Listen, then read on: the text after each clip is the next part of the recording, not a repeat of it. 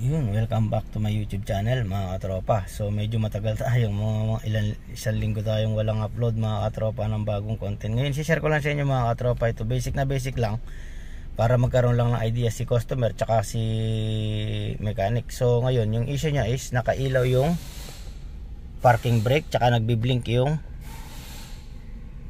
parking brake indicator light. Yan, dito yung kulay orange. Ibig sabihin pag kulay yellow or orange ba yan, so meron siyang problema. So yun yung share ko sa inyo kung ano yung dahilan niya mga katropa. Ito basic na basic lang naman para magkaroon lang ng idea. Yung mga nakaka CX5 dyan, yan mga customer natin. So siyempre bago yung lahat, maraming salamat sa mga sumusuporta sa ating channel, lalo na yung subscriber, YouTuber, viewers. Yan, sa mga nagko-comment sa aking comment section, maraming salamat sa inyo mga katropa. Maraming salamat din sa mga tropa nating solid tropa dyan. Nagpapasalamat ako sa inyo mga katropa. Yan. Shout out sa Mechanic Group Admin, kay Panjanjan, kay Parang Louie, kay Sir Peter Tak, sa mga ibang group admin at sa ating mga member. Shout out sa inyo. Maraming salamat sa pagsuporta mga katropa.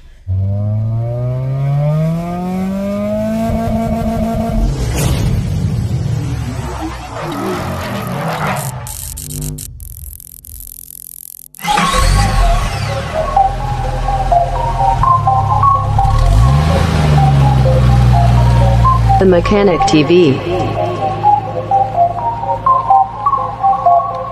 Who made this? The Mechanic TV channel, dito ay manood ka. Click mo subscribe button, click yung bell, updated ka sa mga paparating namin na gawain. Alam mo na, subaybayan galaw ni Sir Edgar Manabat. The Mechanic TV.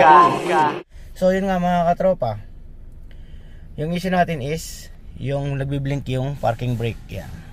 So naka ano rin yung indicator din yung parking brake sa taas, naka yellow. Yan.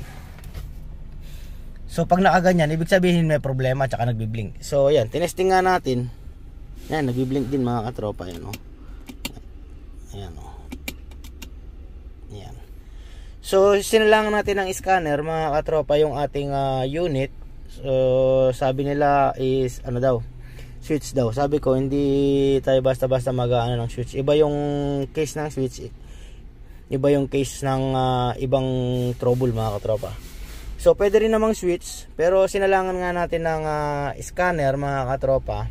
So yung nakita natin sa scanner, ayan mga katropa, kung mapapansin nyo, itong isang code is yan, C112A EPB actuator disengage. Ibig sabihin naka-disengage siya, hindi siya nag-i-engage kapag inaano natin tong ating switch.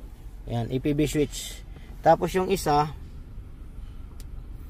yan, left actuator, sabi rito sa ating scanner. So kahit wala ka namang scanner, siyempre basic ka muna, di ba mga katropa? So doon ka pupunta muna sa mechanical. Kagaya na nito, mas madali kasi kapag merong ano, hindi ka na mahihirapan. Kapag naman na ano lang naman na yung wala kang scanner, pwede mo naman siyang i-manual. So ayan, yung issue niya is left actuator mga katropa.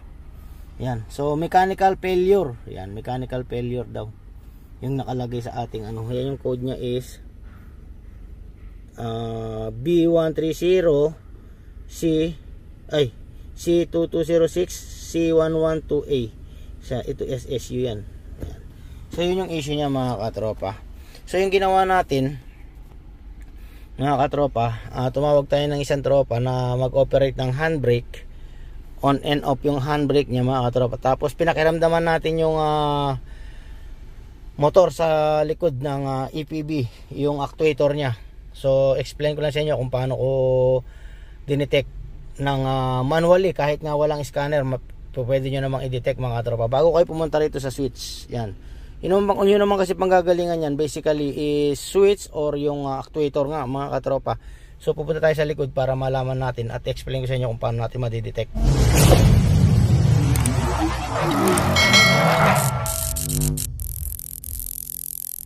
So yun, nandito tayo sa right side mga katropa. Sa right side nya, pina-operate ko sa tropa natin na on and off yung handbrake. Yung motor niya rito gumagana mga katropa. Hinawakan ko lang naman ganyan mga katropa. Mararamdaman natin yung paggana ng actuator niya mga katropa. Dito gumagana. Yan. Yun nga, on and off gumagana siya. Ibig sabihin nag-activate, nag-o-on, tapos nagre-release. Yan. Pagdating dito sa likod, sa kaliwa, yan. Pina-on and off natin at tinawakan natin, wala siyang kaingay-ingay mga katropa. Ibig sabihin tahimik siya. Ibig sabihin hindi siya nag-activate yung kanyang actuator dito sa left mga katropa. So yun nga, kagaya na sinabi ko, na-scan natin, left actuator yung problema, mechanical issue mga katropa, kaya hindi siya nag-activate. So may problema yung motor niya rito sa likod. So yung magiging ano dyan, kung ma-repair yung motor, i-repair. Kung hindi ma-repair, syempre papalitan natin ng bago mga katropa. Ganun lang naman yan. Alam nga naman na i-repair natin yung hindi na dapat i-repair. Mas maganda kung papalitan natin ng bago para sure ball tayo. Mamaya in-repair natin, nangyari bigla na lang nag-activate, tumatakbo ka, paano na yun? Kusang nag-operate, nag-clamp yung ano, gumana yung motor. So delikado yun mga katropa. Kaya kung magre-repair tayo ng mga ganyan, kung pwedeng i-repair, siguraduhin natin. Pero mas maganda kung papalitan na lang natin ng motor, or kung walang motor, syempre assembly caliper yan mga katropa. So yun nga yung issue nito mga katropa. Kaya sabi nila palitan muna ng switch. Sabi ko wag muna, checkin muna natin at i-confirm muna natin bago tayo pumunta sa switch. Kasi yan nga, wala naman sinabing switch mga katropa, actuator yung sinasabi. Yan. So actuator disengage, yan. Ibig sabihin merong isang actuator na disengage. Pagdating dito sa isang code, yan, left actuator, mechanical failure, faulty previous detected, but monitor has not complete to determine states. So yan mga katropa. So yung issue niya is yung ang caliper sa likod mga katropa, yung kaliwa. Try nating i-delete mga katropa kung ano magiging ano niya, kung madi-delete ba. Diba? Switch on. Okay. Siyempre kung may problema, nandiyan pa rin yun. Hindi nyo siya madi-delete. Ganun din sa mga sensor. Pag hindi nyo ma-delete si sensor, ibig sabihin may problema sa sensor, sa wiring, or sa module. Kung sino yung ano ng module sensor. Siyempre PCM yung nag-ano sa module ng mga sensor. Kaya pagdating sa mga sensor, tatlo. Sa mechanical, bibihira naman. Siyempre yung crankshaft, camshaft, magkakaroon lang ng issue yan pag naputol yung crankshaft or nawala yung gear nung ano sa camshaft. Ganun din kung hindi napapaikot or naputol ng timing chain, syempre camshaft magiging issue niyan.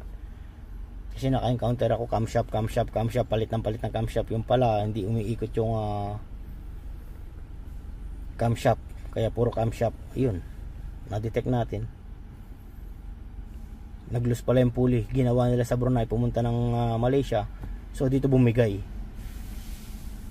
sa bahay, natowing sa bahay, pinuntahan ng kasama natin, palit ng camshaft, 2 beses, camshaft pa rin, tapos pinatowing ko na dito mga katropa. Tapos ayun nga, impossible naman na camshaft. So na-detect ko yung issue niya, yung tinanggal ko yung cap, tapos pinakrank ko, hindi umiikot yung timing chain. Ibig sabihin, yun nga, na-detect ko yung kunya o yung dowel is nag-loose, kaya pulley yung umiikot, crankshaft lang umiikot, hindi naka-press yung ano, yung